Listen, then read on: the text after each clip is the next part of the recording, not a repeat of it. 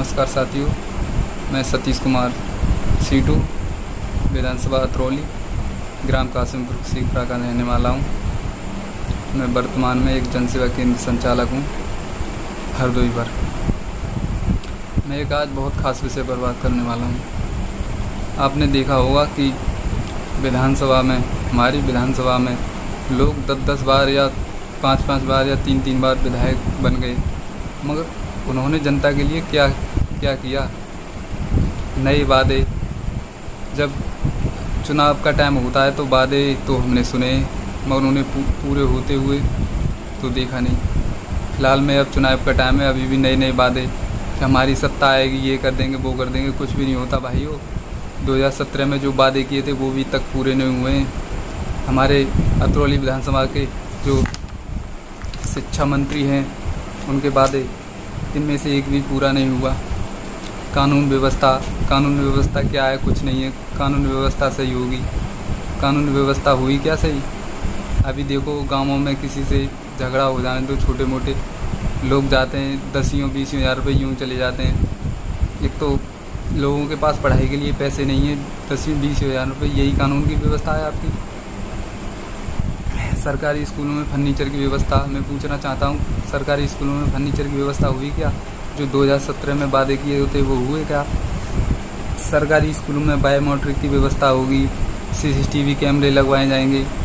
कौन से सरकारी स्कूलों में सीसीटीवी कैमरे और बायोमेट्रिक की व्यवस्था है, मैं पूछना चाहता हूँ। प्राइवेट जो स्कूल हैं उनकी फीस निरंतर में कानून बनाया जाएगा। मैं पूछना चाहता हूँ, कौन सा फीस आपने कानून बनाया? जो फीस आज देखा है गाँवों की वो हालत है। आप तो नखल जा के रहे हैं गाँवों में, आकर के देखिए। हमारे विधानसभा के गांव उस हालत पर पहुंच चुके हैं।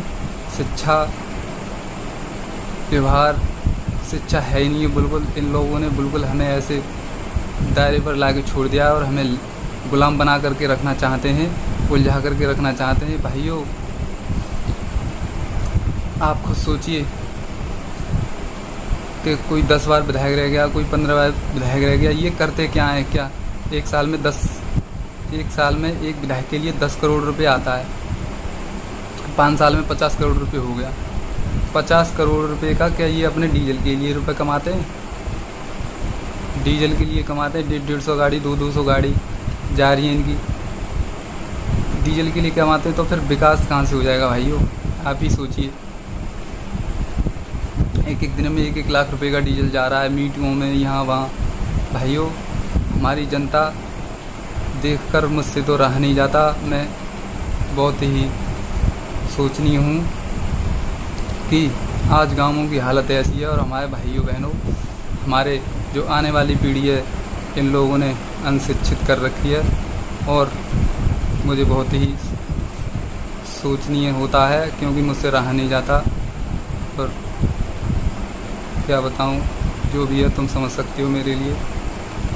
भाइयों, आइए हमारे साथ और एक मजबूत भारत बनाइए।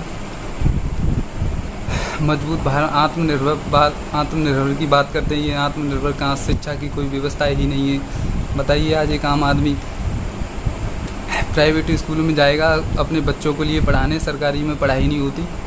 2-2, 3-3 हज़ार रुपये की किताबें खरीदनी पड़ती हैं। 40% उसका हो गया, 40% हुआ। उस देश की व्यवस्था कहाँ गई? संदीप सिंह जो वादे किए थे हम जनता के लिए, वो एक भी पूरा नहीं है। और अब दोबारा फिर विधायकी का चुनाव आ गया, दोबारा फिर भी हम तुम्हारे वादों पर कैसे विश्वास करें? विधायक जी तो वीरेश विधायक जी को तो आप जानते ही हैं। जितने भी ब्लॉक बिजौली में कोठाएँ आप जानते हैं कैसे कराए हैं उन्होंने। उन्हें शिक्षा से कोई मतलब है नहीं है। लोगों की समस्या क्या है उन्हें कोई मतलब है नहीं है। जाते थाने में ये वो, मुझे बहुत सोच होता है भाइयों। मैं हर आदमी की जानता हूँ। नमस्ते।